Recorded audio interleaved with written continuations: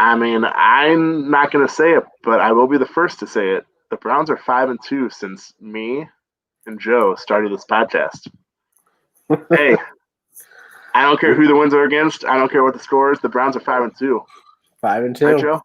Oh yeah, well, crazy game today. That was our game this year that I thought we were gonna lose, and hey, we pulled it out.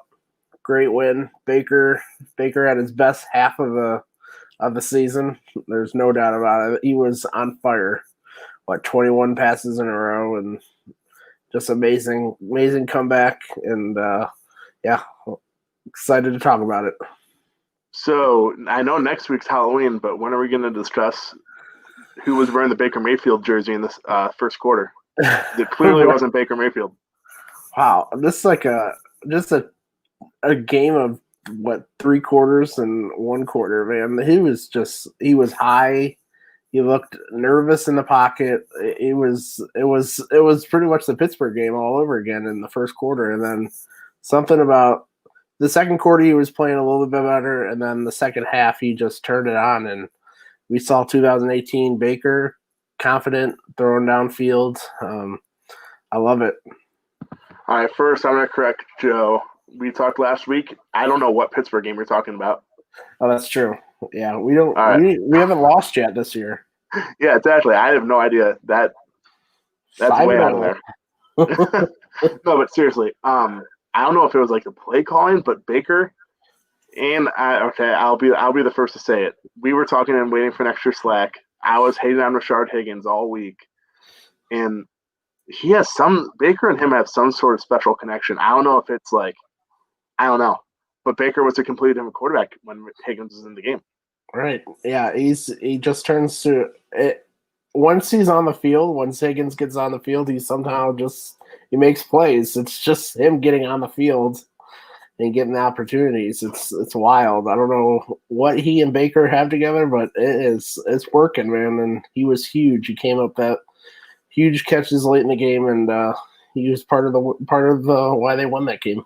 And it wasn't even just him. It just seemed like Baker was so much more confident. Even if Higgins was on the field and not getting catches or not making plays or anything, just seemed like Baker was more confident still. Yeah. And I think part of it was, even to start the second half, with the Browns down, Stefanski did a play action. I think it was like a 20, 25-yard pass, and I forget who it was. It might have been, I don't know. Yeah, first play of the half. I think it was Jarvis, or is either Jarvis or Bryant. But yeah, that's what I was gonna say. Yeah, it was a great start to the half to get him rolling. Yeah, got him rolling, got him confident, got him in rhythm. We've all known that. The analytics show that Baker is best in play action and when he's rolling out of the pocket. And to do that first play, second half, it was clear that Baker he continued the rhythm that he was in the second quarter. Yeah, it's all about rhythm and confidence with him, man. It's amazing. I tweeted out earlier. Confident Baker is the best Baker, man. He's just a different player when he's firing the ball. Doesn't worry about who's around him or who he's gonna throw to. He just slings it and he looked confident. He knew where he was gonna throw it all in the second half, and it was just great to see Baker return to that form again. A confident and good Baker is awesome to watch and fun to watch. It is. But a bad Baker makes me want to gouge my eyes out. I know. It's crazy. Jekyll and Hyde, man. It is crazy. And there's really not any in between. Let's be honest. No, we saw both of them today. We saw that first quarter was just one of the worst quarters I've ever seen. He was high on every throw. He was 0 for 5. So yeah, it was just not good. And then he just turned it on and became confident Baker. And let's see if we can keep that confident Baker going. Baker started off 0 for 5 and ended the game 22 of 28, 297 yards, 5 touchdowns. I don't even know what to say. That's crazy. That's crazy. Craziness. Yeah. This is going, like, if we go back to his whole career so far, I don't know if I've seen a better half of football or better game from Baker. He was just he didn't miss. His only incompletion after 0-5 was the spike. So how can you? Yeah, yeah, seriously. It's crazy how good he was, and it wasn't like he was just dinking and dunking. Look at all those big time throws at the end of the game to win on that drive. Just a dime right into Peoples-Jones' arms, right in the end zone. It was just perfect placement. The touchdown and Njoku was fired perfectly where only he could get it. It was amazing to see him just be confident, slinging it around to all levels of the field. And let's hope that can continue. It's clear that a confident Baker plays so much more, like so much different, so much better. I mean, we won't talk about last year, but it was clear that Freddie kind of ruined him. But Stefanski seems to be calling plays for him that makes Baker be confident in himself and makes Baker be confident in his offensive line to stay in the pocket, even if he still has some issues with that. But yeah, Baker Mayfield being confident is a game changer. Game changer, yeah. And give credit to Stefanski. I think he made some changes during the halftime, and the offense just moved perfectly in the second half. I think he figured out just get Baker early on in the second half. They gave Baker some short throws toward quick throws, quick passes, and then I think that just got him into a good rhythm, and that just carried over to then him just exposing the whole field and just being a great quarterback like he did today. Yeah, I mean, I know it's the Bengals, but the offense was clicking today. Well, besides the first quarter, the offense was clicking today. Right, yeah. It doesn't matter who you play. If you score 30-plus points in the NFL, your offense is rolling, and it's your quarterback's doing well. Yeah, and let's be honest, the Browns are going to have to score probably 30 to 35-plus points a game if they want to win football games this year. Yeah, let's get to that defense. That defense. No, we'll stay on the offense just for a quick second because we do have to talk about the first quarter. We'll talk about that later. Odell Beckham Jr. I know, I forget who tweeted it recently. They're fearing that it's a major knee injury. I'm assuming a torn ACL. I don't really know what else a major knee injury could be. Yeah. So if I feared that too, right when they said that he was questionable to return, and that was like immediately, and then like 10, 15 minutes later after he got x-rays, they said he was out. I was like, oh no, this isn't good. Yeah, that's not good. Yeah, that was a huge moment in the game, and it sucks that I think it was NFL Network.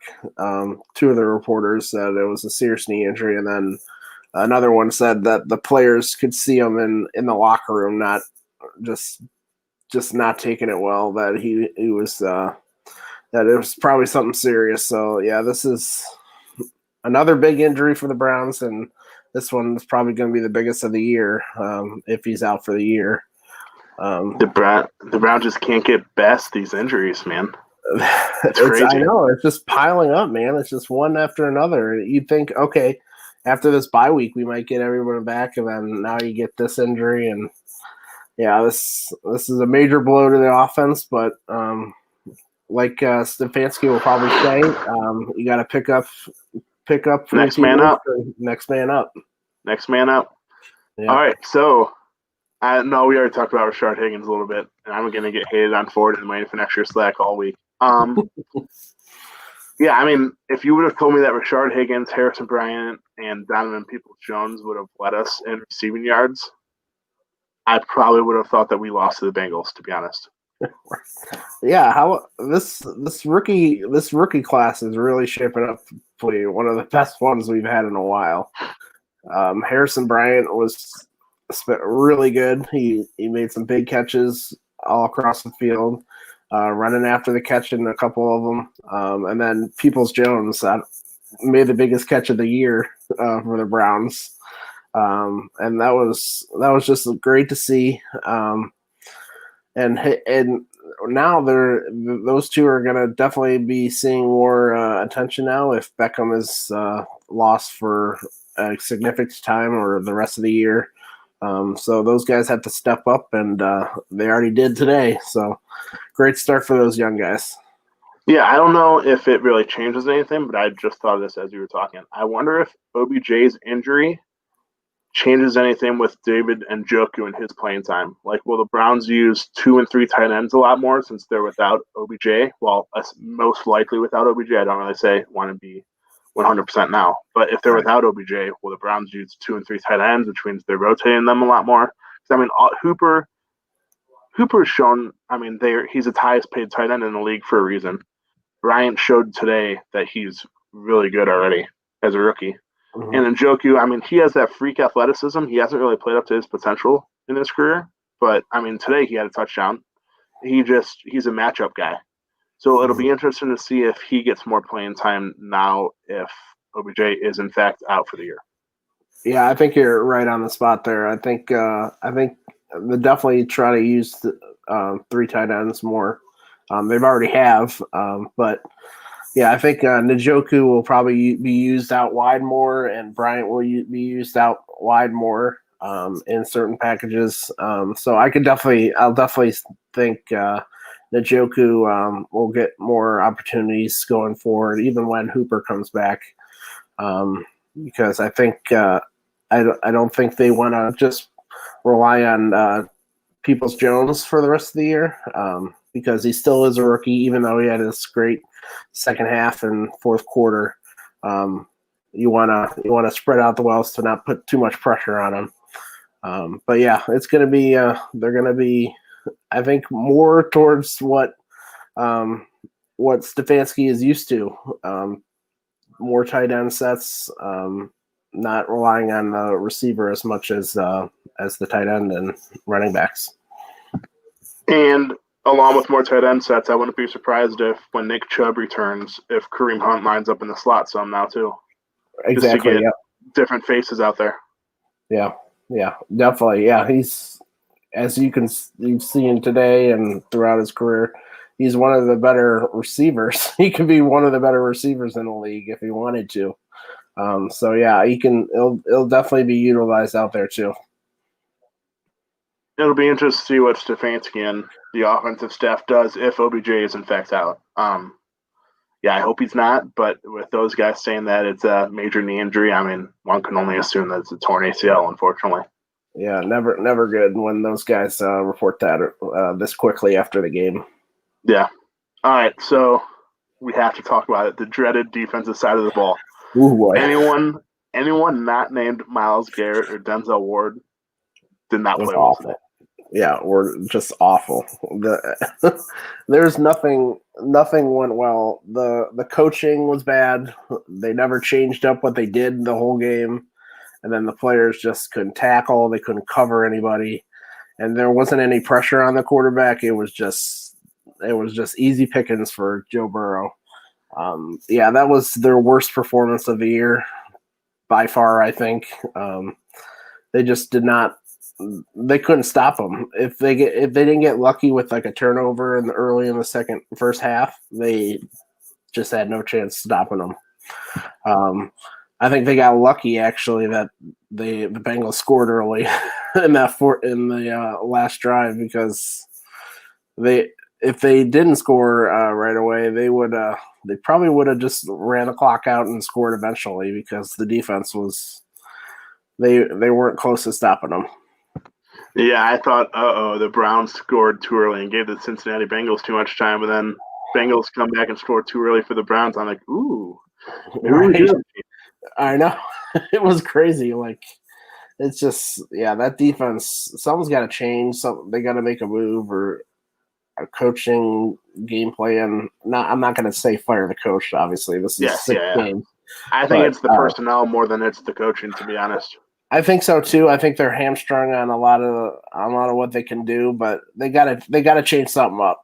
Whether it be alignment of who's playing, whether it's how they approach the defense, something's got to change, because it's not working. They're giving up 400 yards to a rookie quarterback. And it's just they weren't doing anything.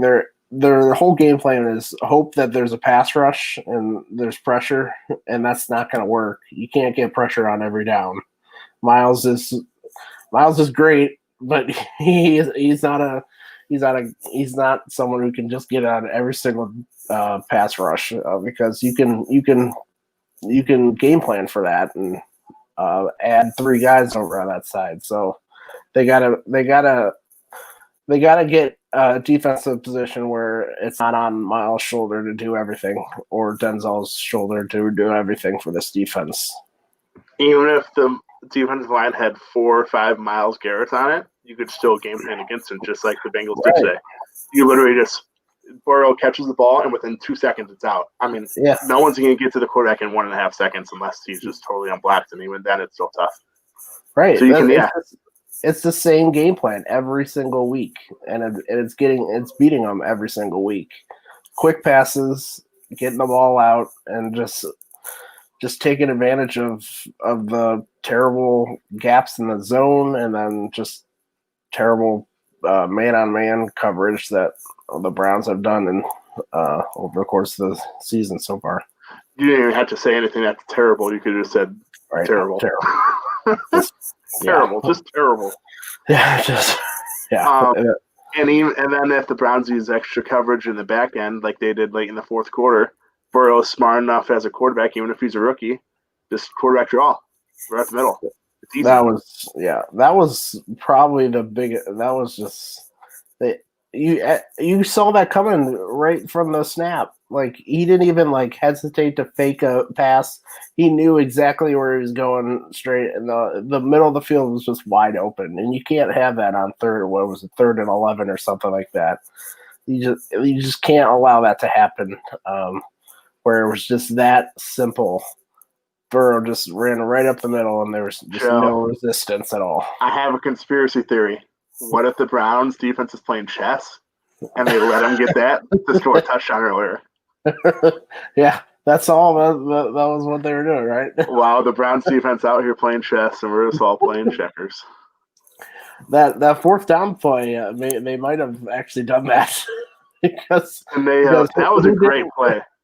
Right. You're talking about the 4th and goal. That was or 4th and 1. That was a great play call. There's no way Sendejo's. Hindsight's 2020, but I don't get why Sendejo. He started off jogging with Bernard, and then he sprinted, and right when he started sprinting,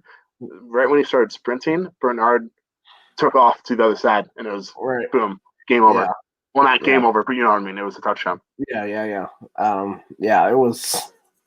The defense just could not do anything right today, besides Miles and Denzel. Today? What do you mean just today? Yeah, that's true. But at least they got turnovers consistently throughout the game, and they got at least one stop, which they didn't do after the first quarter.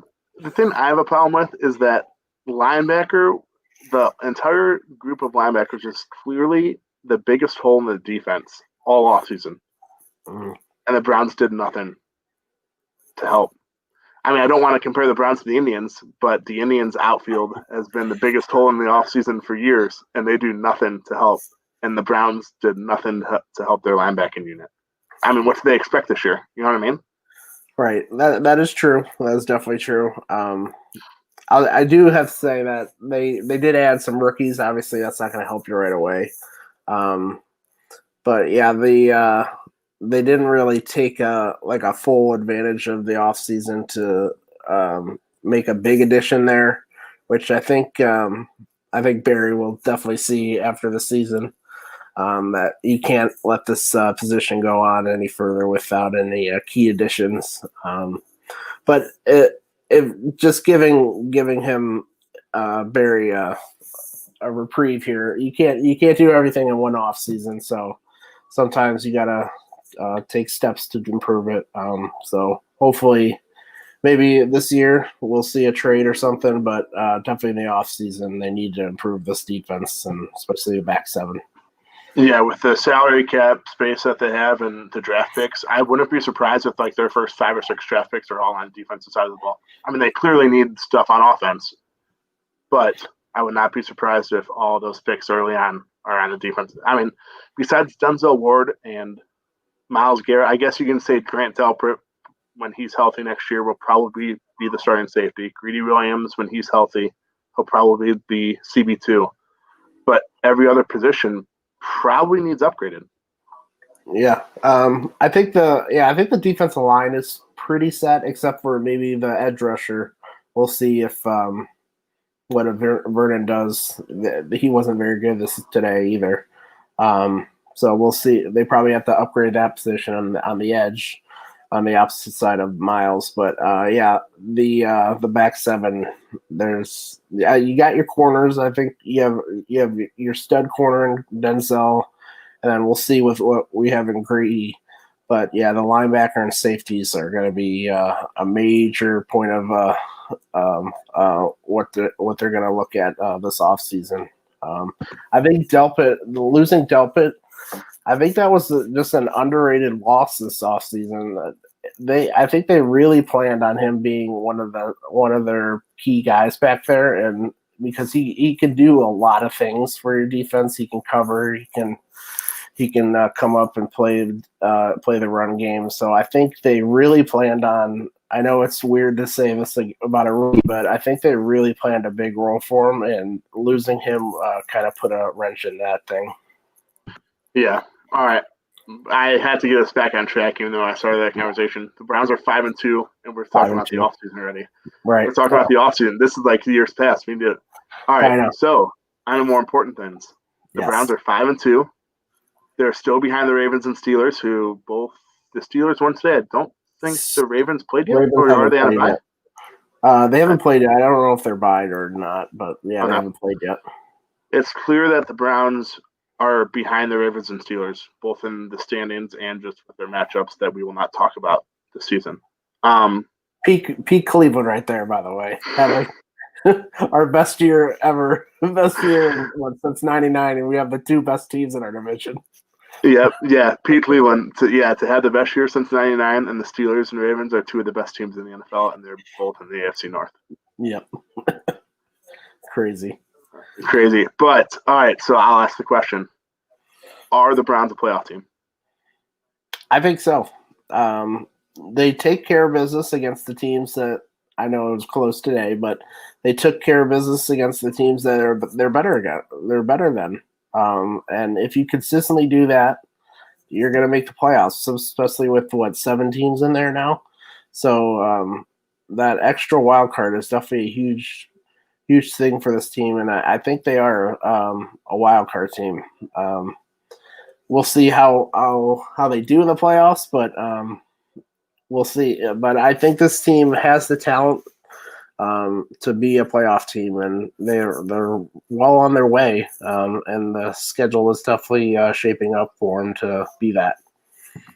Yeah, I know. We can say, well, they beat the Bengals twice, blah blah blah. But the Browns used to be the Bengals. They used to be. Well, right. You only beat the Browns twice. Who else did you beat? Right. So, and they're not a great team yet. But if you're beating the bad teams or the teams that you should be, then you're at least average or above average or good. And with 14 NFL teams making the playoffs, all you have to be is good. You don't have to be great, just good. No. Right. And I wrote last week, I felt like we kept moving the posts on them. Like, making the playoffs is a huge step for this team. Like, I know we're not going to be Super Bowl or nothing, Joe. Right. Super Bowl or nothing. Like, people were like, "Oh, we can't hang with the elite teams." Well, we couldn't do anything prior to that. we were winning 3 games, 5 games. Like, it's crazy that people just keep moving the post on them. If you make the playoffs, that's a huge step for this team. And if we get more of what Baker showed today, then we have a playoff team and a quarterback of the future. When's the last time we could say that? When was the last time we said those words? We didn't even say them last week. Seriously. We were talking about quarterback of the future, like, all right, who is it for the Browns? Are the Browns going to trade up to draft Trevor Lawrence or Justin Fields? Right. So now that we're talking about Baker Mayfield, for the first 6 games of the year, we said Baker's doing just enough he's basically being like a game manager where he's doing just enough for the Browns to win, but he's not making plays to help the Browns win. Yeah, if that makes sense. Today, he made plays to help the Browns win. Exactly. And that was huge. That was huge. It's another development step for this team. We were talking about it throughout the first 6 weeks that this team has won because of the run game, making plays, but we haven't seen Baker step up and win a game by himself. And he did today. He stepped up and he was amazing today. And they needed him because the defense wasn't stopping anybody. The run game can only do so much when the defense is giving up so much. And Baker stepped up when they needed to, and he was perfect. He was perfect. I would love to know. Yeah, he was almost perfect in the second through fourth quarter. I would love to know what was said. Either Baker told Stefanski or Stefanski told Baker at the end of the first quarter. There had to be something. I know that Stefanski said after the game that he didn't say anything, but something's got to be like he was. So I hope Baker was mic'd up. I know. Me too. I hope Baker was mic'd up. He was just a different quarterback in the last 3 quarters, pretty much, and it was 2018 and Oklahoma Baker again. Yeah, and that's what we expected.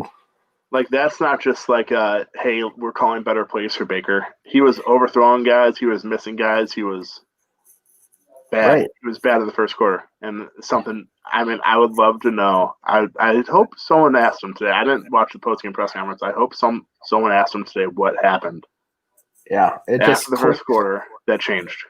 It just clicked for him, man. It was great to see. And hopefully that just carries over to the next game and then carries into the bye after that. Man, it's weird. The Browns it's crazy that the Browns are almost or the NFL is almost halfway through the season already. This season's flying by. I know. Is this what happens when you have winning football? Right. Because when you go 0-16, it feels like the season's like 16 months, not 16 weeks. That is so true. I was just gonna say that. Like not winning a game just seems like it's like 10 months of a season. And now no wonder this fall season's flying by. And we're already a month and a half in, and it just seems like we flew by. Crazy. All right, so we do this every week. The schedule game. Browns are 5-2. 5-2. I said last week that this next 5-game stretch, if they go 4-1, they can be a legitimate playoff team. Well, they start off 1-0. Now they have the Raiders. Raiders are pretty good. They just beat the Chiefs a couple weeks ago, but they're not that good. So the Raiders at home, Texans at home, Eagles at home, at the Jaguars. They should be favored in all 4 of those games. Yeah. We'll see with the Raiders. I think they're pretty good too, but definitely with the home field advantage and all that, I think the Browns will be close to favored in that game. But it's going to be exciting to see. Oh, go on. I would say it's not only that they're favored or that they're home, but it's also the Raiders traveling from the West Coast to the East Coast and playing at 1 o'clock. Yeah, that is a huge thing that not a lot of people talk about with those West Coast teams. Traveling all the way over from the West Coast it's struggle. It's tough because the Browns have made that go in the opposite way, and that's tough for them too. I mean, it's easier since you're going back 3 hours, but essentially I was just to say the Oakland Raiders. The Las Vegas Raiders are playing a 10 a.m. game their time. Yeah. I mean, it's human nature. That's to be tough. Everyone's human. I don't care if they're professional athletes or not. That's tough. And especially with COVID and all that, I don't think they'll be traveling as early as they normally probably would. So it's going to even mess up with their clocks and all that, and how they just deal with it a lot. So it could be a huge advantage for the Browns. Are you telling me that the Browns are catching a break? Something's not going on. Browns are catching breaks. Unbelievable. Catching breaks, winning games. All right. Yeah, but we won't talk about that. The last 5 games are Titans, Ravens, the 2 New York teams, easy. Steelers. So we won't talk about those last 5 games, but to get through the next 4 games, if they can go 3-1 the next 4, and then be 8-3, That's what 8-3 with two of the worst teams still on your schedule in both New York teams. 8-3, and keep in mind the over/under in Vegas was I think the Browns at 9, and they'd be 8-3. Yeah, crazy. And okay, so before we end this too, I meant to ask you earlier. The trade deadline coming up not this week, but I think the following week. I feel like we have to talk for the first time in a long time. The Browns are buyers. I guess if there are buyers at the trade deadline. Yeah. NFL. Maybe we'll get on the podcast either this week or start next week and talk who can the Browns acquire, who would they trade, stuff like that. Because it's clear that they need some upgrades if they want to be a legitimate playoff team. I think this game definitely was a game changer in terms of the trade market too. I think Barry saw what the heck this defense did today, and saw if they want to do anything, this defense needs an upgrade. I know they need to get healthy. I know Joe Church by upgrade, he just means someone that can tackle and someone that can pass coverage. That's it. That's enough. Right. I tweeted earlier, like, they can't cover and they can't tackle, which is never a great sign for your defense. So if they can find anybody that can do that, that would be an upgrade. So it doesn't have to be a huge piece, but anybody that can just help this defense, that would be a big addition for him. And I think Barry will actually be aggressive because they have quite a few draft picks this year, and I don't think they want going forward once the team builds and all that. I don't think they want as many rookies in here as because I think they have 8 or 9 draft picks, which I don't think they want that many rookies in next year. So I think they can be aggressive and use some of that draft capital to pull off some trades. We know in NFL trades, the draft capital doesn't take as much to get some top guys. So I think they can be aggressive, and I think they will be aggressive. It's just crazy that we're talking about the playoffs and the Browns being aggressive at the trade deadline. I'm not used to it. Right. I know. Especially after last week. Yeah. I don't know what happened last week. I know. Yeah, I know. We're 5-0, right? We're 5-0. Yep. Man, we are talking. I'm going to repeat myself. We're still talking playoff football and the Browns being buyers at the trade deadline. And Baker Mayfield playing well. And wow. Yeah. I don't know. Good to be a Browns fan today. It's good to be a Browns fan. Yeah. Today. Hopefully next week too. But yeah, so Joe and I will hopefully maybe probably midweek or the start of next week, we'll get on the podcast again, talk trades, talk Browns, hopefully being able to acquire a player or two that knows how to tackle and defend the pass on defense. Yeah, I mean, like we said, that's an upgrade. If you know how to do that, you're in. And you never know, because given the injury to Odell, receiver might be on the list too now. Not like a top tier one, but just for depth reasons, because I think they're playing with 3 now. So that could definitely be a position to look towards too. I don't know. Dave Sterling might say that Rashard Higgins is like a top 5 wide receiver in the league now. I haven't checked Slack lately. I wonder if he has. Hey, Dave, when you listen to this, by the way, please include me in Friday's Fumble and just make fun of me. Okay? Please. Rashard Higgins is good, but he's not that good. Okay? But seriously, Rashard Higgins looked really good today. And with him in the game, Baker Mayfield looked really good today. So, hey, he might not be that good, but it's that connection. It's that special connection. Right. Yeah. All right. So hopefully the Browns get a little bit healthier before next week. I don't know if Hooper will be out again. I don't know how serious that is. They said OBJ might be out. Yeah, they said it's about a game or 2. So I would assume they'll probably wait until the bye week for Hooper to get back. So I think a lot of the guys that are close to coming back won't play next week just to give them another week. So yeah, if they don't play next week, then they get a free week off. I forgot about that. Yeah. And speaking of the trade deadline, it'll be interesting to see, especially on that topic, if Njoku is still a Brown. Yeah. I think after today, I think they will. I think he will, because I don't think they can afford to trade one of them. I agree. Mm-hmm. All right, the Browns are 5-2, and we're just here to say that this podcast is 5-2. That's true. You can tweet at us or your appreciation for this podcast that we are 5-2. Thank you. We deserve pay raises all by the our Browns. credit. Yes, We absolutely. We did all of this. Not the Friday fumble, not the Browns themselves. This podcast, the Josh and Joe podcast. I don't even know how to talk, but seriously, Browns are 5-2. One more week before the bye week, one more week before the trade deadline, and we're talking playoffs. Yeah, and trading for players, not giving up players. It's incredible. It really is incredible. Yep. All right, I'm Josh. He's I'm Joe. Joe. Thanks for joining us, guys. See ya.